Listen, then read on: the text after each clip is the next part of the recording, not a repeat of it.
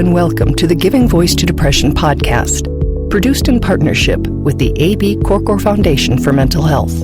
I'm Terry, the creator and co-host of this podcast.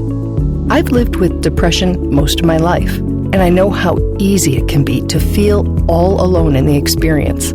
I'm not alone, and you aren't either. And I'm Dr. Anita Sanz, a licensed clinical psychologist with a number of my own diagnoses, all of which bring a certain amount of anxiety and depression along with them. There is great power in shared experiences. We share our own as we engage in intimate and candid conversations with our weekly guests, exploring different perspectives on and experiences with depression. We keep it real because depression is real. We keep it hopeful because there truly is hope, in spite of what depression tells you.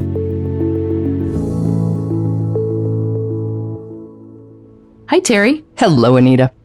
So if you listened last week, you know that we're in the middle of a walkthrough of how to write a wellness recovery action plan, or a WRAP, to document the specific personalized skills and strategies that keep us well and feeling better.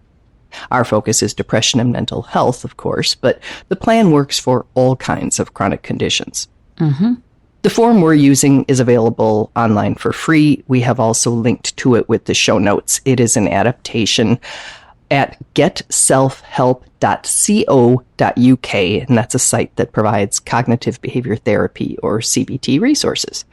And this is an adaptation from the Wellness Recovery Action Plan by Mary Ellen Copeland, who created it. You can find it, print it out, follow along with us, or you can just Google or search for WRAP, W-R-A-P, Copeland, PDF, and guide, and something is going to come up that you can use. And what's great about a WRAP is that it's an empty framework that each of us could fill in and tailor to your specific needs. Since at least when we're well, we know better than anyone else. Mm-hmm. We know how we function. We know how we don't function. Mm-hmm. So having it all written down and accessible means that when things get hard, you already have a plan, a customized plan for how to proceed. So you don't have to figure it out, and you can even have other people help you to get through it. Mm-hmm. So last week in episode 261, we talked about making a personalized wellness toolbox, making a daily plan, and identifying stressors or triggers and early warning signs that you may need to take some action to keep the situation from getting worse. So today we'll focus on the fourth, fifth, and sixth parts of a WRAP, and that's the signs that things are breaking down or getting worse, and then making a crisis plan, and then doing a post-crisis plan. And it's interesting that you said, as a therapist, this is the work that you do regularly with your clients. And you thought that every therapist was probably doing this. And I shared that I've been in therapy on and off for decades and have never made a plan until I did it in preparation for this episode. Okay. Well, since I sort of live my life making sure that I'm doing all of these things, and I know how helpful it is, it's usually one of the first things that I suggest is, where's your notebook? Let's put all this information down so you don't have to try to remember it, especially when you're in a bad place. Mm-hmm. So that just has always made sense to me. Mm-hmm. So if you're following along with the blank form, we are starting at the heading, when things start breaking down or getting worse. And it says, in spite of your best efforts, your symptoms may progress to the point where they're very uncomfortable, serious, or even harmful. However, there are still some actions that can be taken to prevent a crisis. Right. I like to call this the point of some possible return. Oh, I like that. Instead of the point of no return. Yes. This is the point of some possible return. If we catch it and we jump in, we could reverse this or slow the roll. Yes. Mm-hmm. So again, just like in all of these sections, there's the recognition piece where you need to figure out how you think and feel and behave when the situation that you're in has become uncomfortable or serious or even dangerous. Mm-hmm. And then the action plan for when things have progressed this far, again, caring for yourself becomes the top priority. Remember, I said on a bad week, the only menu that I look at is the self-care menu. Mm-hmm. That's exactly what I do, is self-care goes to the absolute top when things start getting really, really bad. So you want to figure out what you can do to reduce the difficult, the unpleasant experience, prevent things from getting worse. And so you're going to be writing down in this section, what are the signs that indicate to you that things are breaking down? They're not just stressful, but they're breaking down or they're getting worse. And it really suggests we have to do something now. Some of these are thoughts for me, whether that's the what is wrong with me that I shared in the last episode, or it's when I start having that why bother and what's the point thought. And I know that that's common because we've had a lot of our guests say that that's when they realize they're, at that point of possible return, as you call it. Mm-hmm. Yeah. And again, I look for the trends. If I have had to cancel, on clients, if you've called in sick, Yes. If you haven't slept well for 3 days, or that's all you're doing, that's all you want to do for 3 days. Your hygiene, if you're just like the idea of a shower is like, really getting to you, not responding to people. And then physical symptoms for me, since I deal with a chronic illness. So if I'm noticing a lot of changes in pain, energy level, fatigue, those kinds of things, that's all like, okay, it is still possible to reverse this, but this is the sign that things are breaking down or getting worse. Mm-hmm. So the hope is that having identified a number of our available tools and resources and having taken notice of our early warning signs so we can use them, we've been able to keep ourselves well and safe. But it doesn't always work that way. Right. And sometimes, despite our best efforts, we can find ourselves feeling out of control. So that's why, in addition to the early parts of the plan, the RAP also prepares for potential crises by guiding us to make a crisis plan in advance for us and also for others who are supporting us to follow. So as the form indicates, it says by developing a crisis plan and sharing it with others, you will be able to take responsibility for your own care and instruct others on how they can support you during a crisis. Mm-hmm. So again, a crisis plan should be developed when you're well. As noted in the form, they take time to develop. It's essential that it's developed in collaboration with those that you're asking to support you so that they fully understand and agree to their role with the plan. So in this section, you're going to define and write down what a crisis looks like for you, and also specify who you want and don't want to support you, what specific types of support that you want or need from friends, family members, medical professionals, people at work. And it's a good idea to then provide a copy of the plan, or at least the relevant part of it, to the people that you've listed. So in last week's episode, we talked about what wellness looks like for us. And I thought that was interesting because it's, again, I don't take note of things when they're good very often. But this time it's the opposite. We're being asked to say what a crisis looks like for us. Mm-hmm. And you probably have more experience because you have not only your own, but your clients as well. What are things that you would say are common signs of a looming, a pending, or an actual current crisis? Okay, so again, rather than sort of a list, because everyone will personalize that list, but whereas before when we were talking about the section of things are breaking down and getting worse, and I said that's the point of some possible return, when you hit the level of crisis, it will begin to literally feel and look like it is a point of no return. Like we haven't been able to slow the roll of things getting worse. And so now they're progressively and consistently just getting worse. And that might be in spite of anything that you've tried, or it may be that you now have actually lost the ability to try to make it even better. And so that to me signals we're in a crisis mode. And it can feel so like if you were to write this down, which we're hoping you will, and share it with somebody, it can feel like, oh, I don't want to do that. Like that's really vulnerable, or I don't want them to know how bad it gets. But if we take this out of the mental health realm for a minute, let's say you had really bad asthma. Mm-hmm. The people around you, the people on your team, or even just like your coworkers, your family members who you might or might not consider to be on your team, they need to know when you just need to sit down and catch your breath. You need to use your inhaler, or you need to go to the hospital. It's not just a mental health thing. There are times when our hearts hurt because we have heartburn, and there are times our hearts hurt, or I realize that's not the right phrase, but when we're having a heart attack, and there are different situations and they require different responses. So maybe a little bit of the charge can be taken out of the need for such a plan if we realize that we have them for other things. You, Anita, live in a hurricane area and you have things to cover your windows. I live in a floodplain and I have things to keep the water out of my house. So again, I'm just trying to normalize it a little bit because it can feel like, well, shoot, am I so messed up that I need a mental health plan? And yeah, probably. If you're listening to this podcast, probably. Right. No. And again, when you're in the midst of a crisis, you're not going to really probably have the cognitive access to communicate as well to other people or even to know yourself what you need. And that's why having this done early is great. So when people are filling in this section, my signs of a crisis are, I would encourage them to use these prompts. If I say these things, if I start saying this or these things, if I start doing this or these things, or if I stop doing this or these things. And so fill in that as a prompt. For me, for a long time, my family thought when I said I'm feeling overwhelmed that I was just like sharing my emotional state. But actually that was my prompt for them that they need to go into support mode.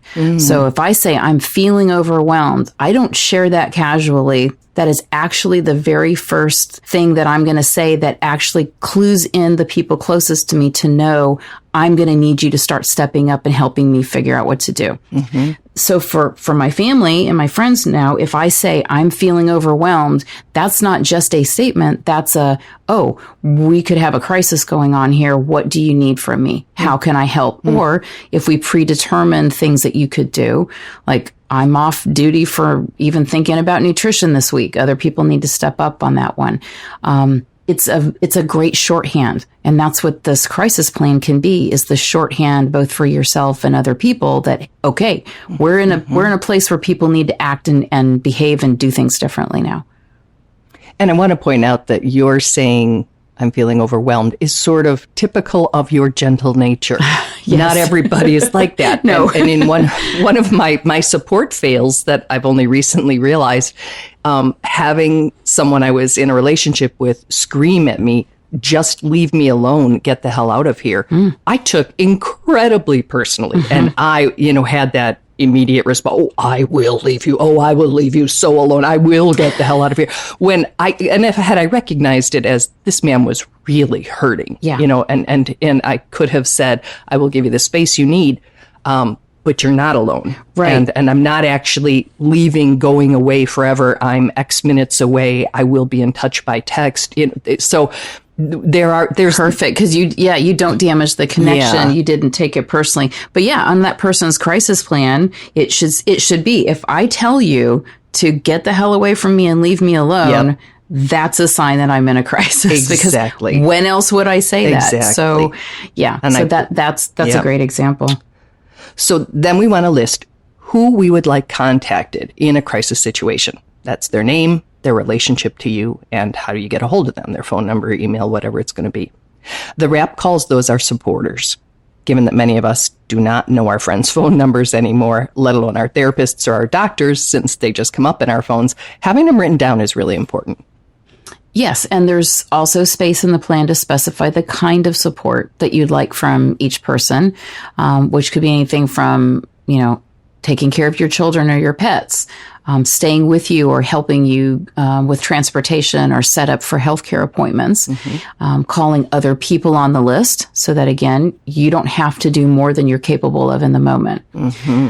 And then just as importantly, at these times, you need to note who you do not want involved in your care or treatment.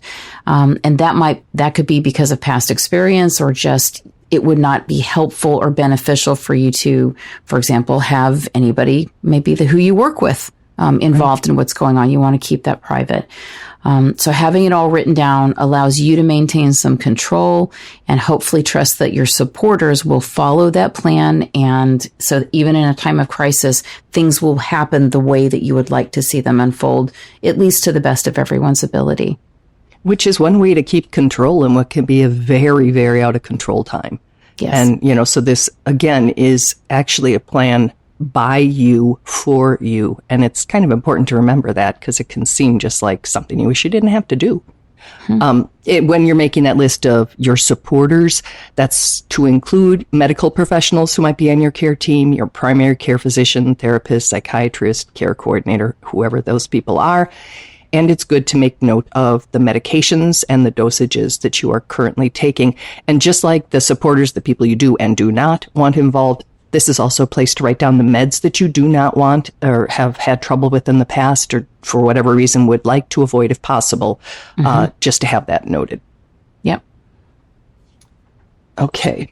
And since not all needed or desired support is medical, the WRAP plan makes space for listing a bunch of other types of things that we can do or others can do for us that could help reduce your symptoms or reduce the crisis and help you towards recovery. And this is where I feel like you can't get too specific in coming up with your plans. So you kind of want to go with what are your supporters' strengths? So if someone that you know really loves and doesn't have an issue at all making or getting groceries or, meals to you, then that's what you would ask that person. Is this what you would be willing to do? You want to try to put together the person and the thing and get really specific. I need you to text me in the morning and at night, or make a phone call or do a check-in with me. Listing the essential tasks that we need to kind of get this thing going in the reverse, get out of crisis and reverse it. Do you need help with some essential tasks? Do you need just, again, this kind of encouragement and reassurance of your worth and your value, and some sense of hope that, listen, you've gone through this before, you've successfully come out of this, we're going to get you through this, it's going to be okay. Just knowing what you need, making sure that people know what you need, and getting their agreement that they will help you with it in those specific ways is what really makes this plan work. Mm-hmm. And when we're talking crisis, my mind doesn't go to meals. Mine goes to somebody to be here so I'm not alone, even if I don't want to be interacting, or someone to take me to the hospital or to my therapist or something like that. So it would need to be someone you trust to stay calm, someone who can take it, if you do, like my friend, yell at me, and understand it has nothing to do with you. So there are, as you say, you have to play to the strengths of the people that you're lucky enough to have in your life who would do anything when you're in crisis. Yes. So, lots of us don't have a big pool to choose from, but, I have a neighbor who could drive me to the hospital, but I wouldn't want, other support from them. And so it is, as you say, a place to be really specific, and it's good for them to know what it is that you would expect from them. What kind of support would be helpful? Do you want me to hold you and let you cry? Do you want me to stay the heck away from you? Because if I start getting all touchy-feely, that is going to just make you worse. We all have different ways, and we don't know how we're going to respond in a crisis because it's a crisis. Right.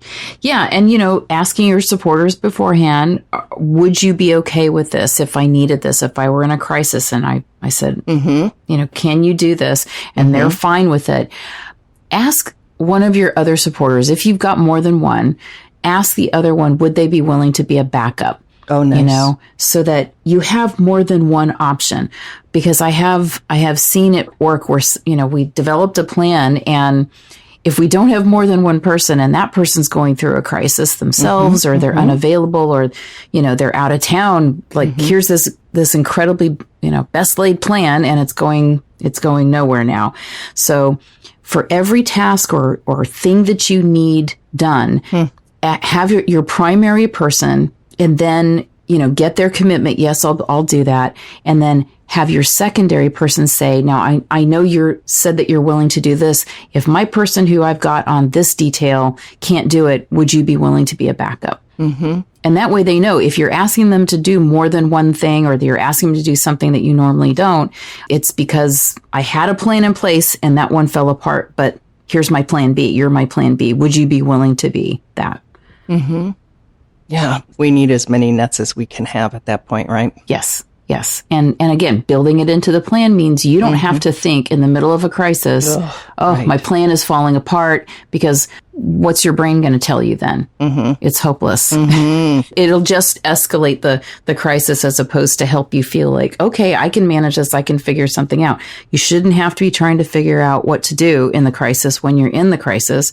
You just need to, here's your plan. Here's your people. Here's your phone numbers. This is what they agreed to. If that person can't, let's go to the next one, and we've already got it all set up. Right. So that plan B person can be given that task of saying, okay, plan A just fell apart. Part of your responsibility here is take it from here, because that's more than I can handle. Yeah, I mean, that can be a part of your crisis plan is if my plan seems like it's imploding, who's the person who would be willing to sit with me and help me figure out other alternatives and options? That is a great part of a great thing to have as part of your crisis plan is if everything seems to be falling apart or not working, who would be willing to sit down and help me amend this and come up with some other options? Because again, in the crisis, you will not have a brain that is going to do a great job of figuring all of this out.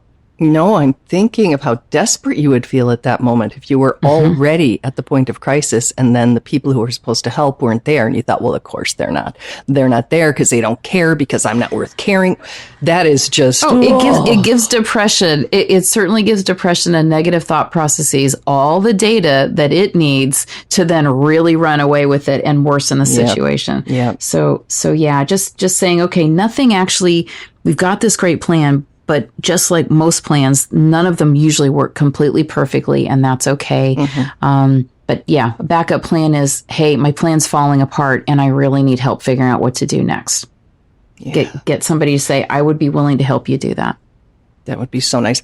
We are going to shift from crisis plan to post-crisis plan, but we don't want anybody feeling like, well, wait, hey, that wasn't enough. You know, we're not presenting this as... We are giving you all the information you need to make a perfectly ironclad plan. We're getting you started, and you might want to do this with one of the people who's going to be involved in your plan, or with your therapist, or with a peer specialist, or somebody else. So again, we're just giving you ideas and getting this started, because I know a number of people, and I include myself in this, who have just looked at this and thought, it's one more thing to do. It's one more thing to be overwhelmed by. I got to the third step and I lost interest, or I don't see the need for it right now because I'm doing fine. Well, yeah, you don't need it when you're fine, but it's like having fire insurance. You know, you need it when you have a fire. Exactly. So, you know, the fact that your house isn't on fire isn't a reason to not have a fire extinguisher. No, that's that personal responsibility, piece of this. But doing that actually helps you get the support that you need when you need it. But there's actually another little side benefit that I don't think to tell. Well, if you're sitting and doing this with someone who probably loves you, that's going to be my guess, is that they care about you in some way. If you're asking them to be a supporter and you're asking them to go through and create this plan together, it is such a benefit for that person who's your supporter to know that you've taken this time, that you've got this plan together. Because again, what do we do if we really care about somebody who's struggling? We start to worry about them. It raises our stress level. It's not a bad thing. I think it's important for us. It alerts us, hey, somebody's struggling and they need my help. But if your supporters know you've developed this plan, and they know it because they were a part of developing it, they were a part of saying, yes, I will commit to this and this, it actually reassures them when and if you do go into crisis, or if they worry about you going into crisis. It's sort of like we can say, nobody wants the house fire, but knowing that you have insurance is a really extinguishers. All of the things that you would need. It does help with stress. So it's not just going to help you, it's going to help your supporters, because those are likely people who really care about you. And if they know we've got a plan, yes, we might need to revise it or do something else, but that is some really nice kind of insurance for them that if things start going badly, we're not just like, oh no, what do we do? I don't know what to do.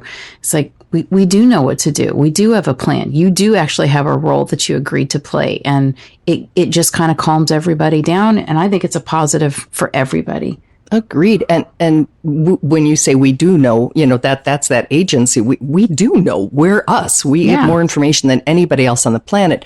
And if we leave it up to just, I don't know, fate, we know what can happen. And it can be, I'm feeling suicidal, which is hardly, the calm way we'd likely to say that. Someone might dial 911, the police might show up, and it might not go the way you wanted, and you might not be taken where you want, and you might be taken there in handcuffs, and there's all that element too. If you have a plan, you can avoid some of the potential, I don't know what word to use there, scenarios that can play out that would not be the way you want it. That is pretty much the primary motivation for me making sure people have this kind of a plan in place, is because I have seen the negative outcome of not having one. And I don't want my clients to have to be sitting in an involuntary hospitalization unit when they're in crisis because somebody freaked out and they didn't know what else to do. We can develop plans that give you multiple options of care and safety, so that those things would be, last resort. And even our last resort for hospitalization, if we already have the place that you would be okay going and the 1-800 number for doing the screening, by phone, like you can have so much more control over what can happen, even when we do need to let go of some control and let other people help you. So you just said the 1-800 number for screening by phone. I don't know that. Do you mean the crisis line? No, I'm talking about, like, if I needed to be hospitalized, I would be okay going to this place or this place. Okay. Or if I needed extended intensive, outpatient or inpatient hospitalization, this place or this place. And then you look it up, find out what their 24-hour 1-800 number or 888 number is. I get it. Okay. So that, you can actually start the screening process at a place that either is good or you've heard is good or you have had experience with.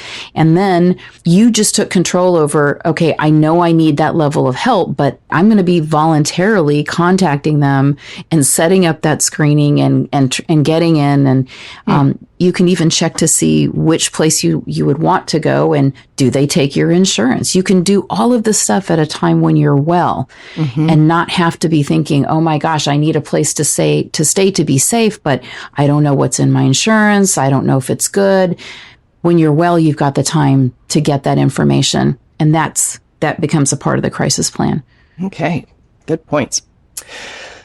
So we are shifting to the final section of the WRAP plan, which is the post-crisis plan. And that's when you're out of crisis, you're returning to your daily plan on the timetable and in the way that makes sense for you specifically. Part of this is reevaluating the plan that you write before the crisis to see if there's anything in it that you want to change for the future based on the most recent experience of having the crisis.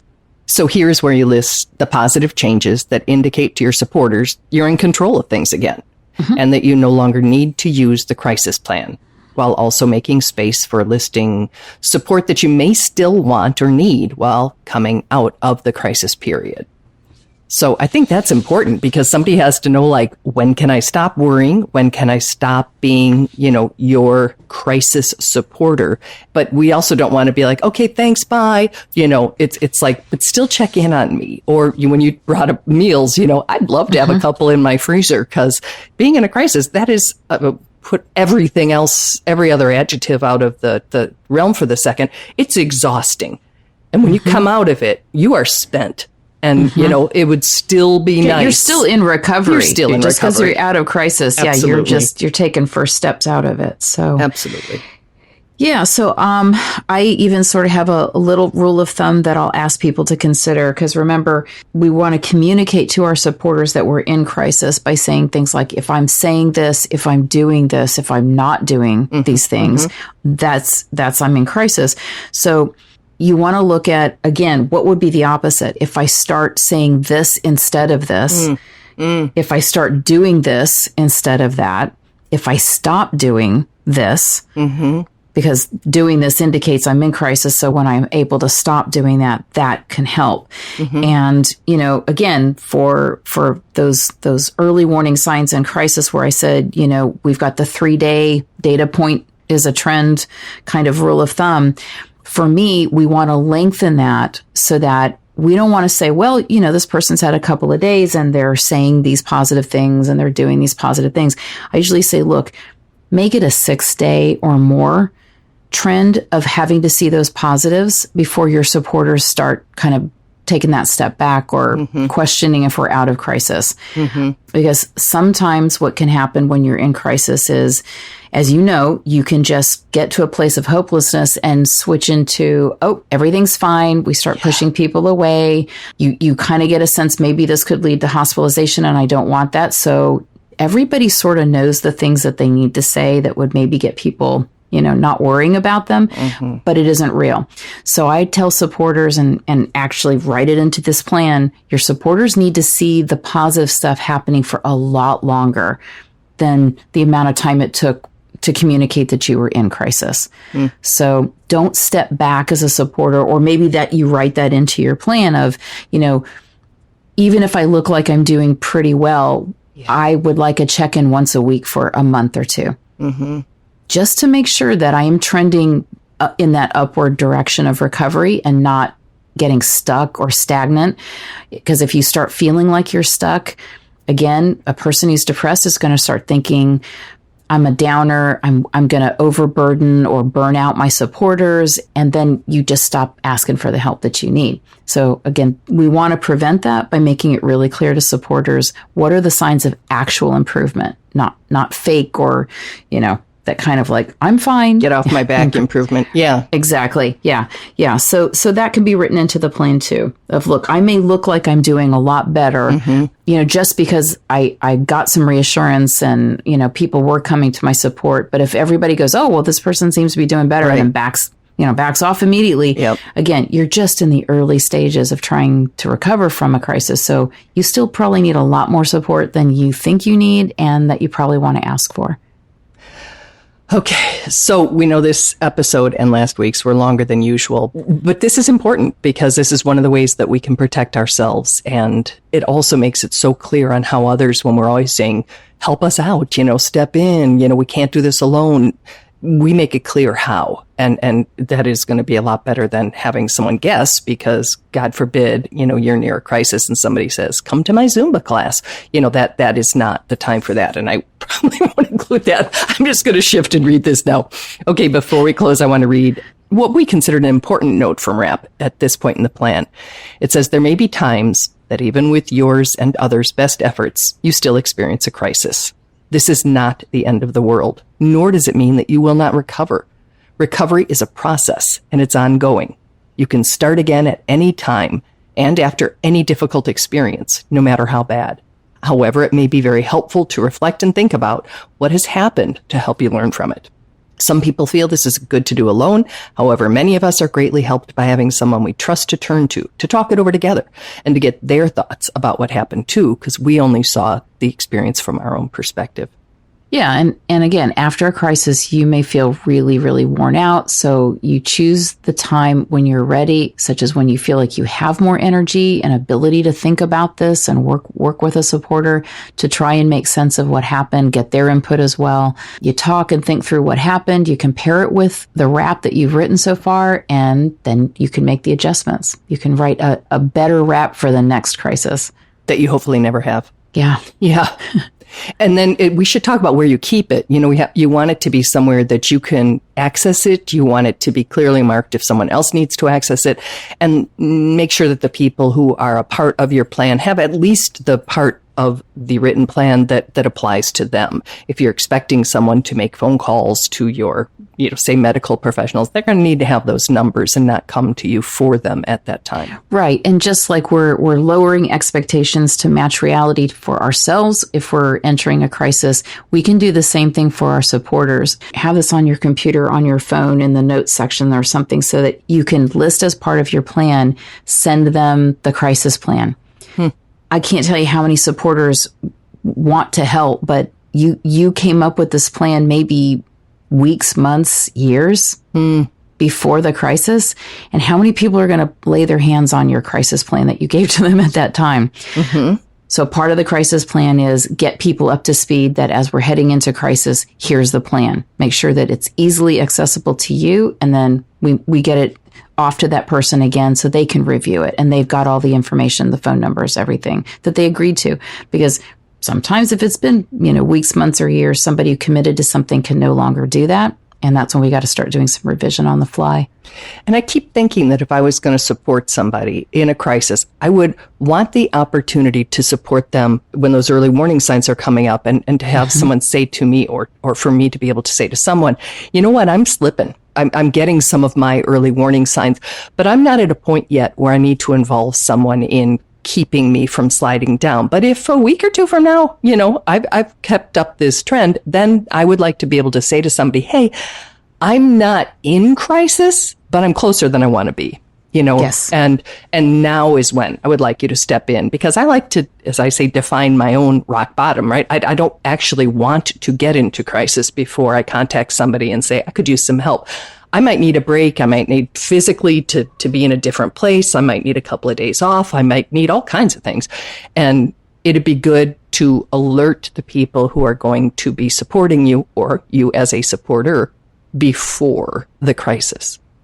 Yes, that's good. That's better actually for everybody. So I'm really glad that you brought that. It's better for your supporter to not walk into, a full-blown crisis with no warning. Yes. And that can be a sign, if that's happening over and over, that you're not identifying what are your early warning signs, that you don't know what things are stressing you that would lead to breakdown. And so that's, again, taking the personal responsibility for you to learn yourself. What's going to lead to that means you can jump on that more quickly and pull people in way before crisis. And that can be hard for a lot of people because they feel like, I should try to manage this by myself until I can't. Right. That's my way. That's, yeah. Yeah. Really try to challenge that part of your brain that's saying, I'm supposed to try to do this by myself until I can't.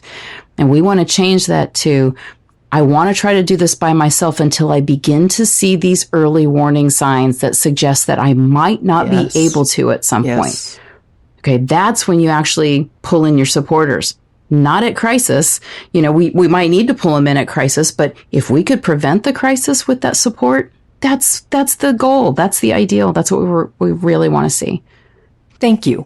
I really appreciate you lending your personal experience, having written RAP plans for yourself, as well as having helped clients with it. Mm-hmm. And that's why we took extra time, right? I just think that this is something, even if we don't write it down today, to have this start in our heads and just realize that this is just like preparing for a tornado, a hurricane, a flood, a fire, and we do those things without any shame.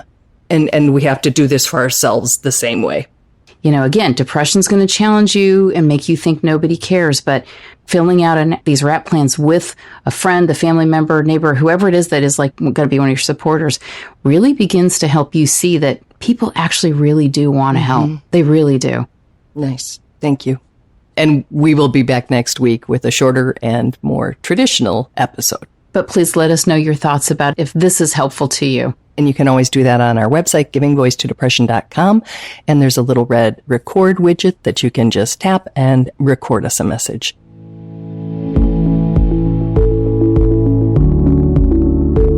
We truly hope that our podcast brings a little more understanding, helps you better articulate and reflect on your own experience with depression, or better understand how to support someone else who is struggling.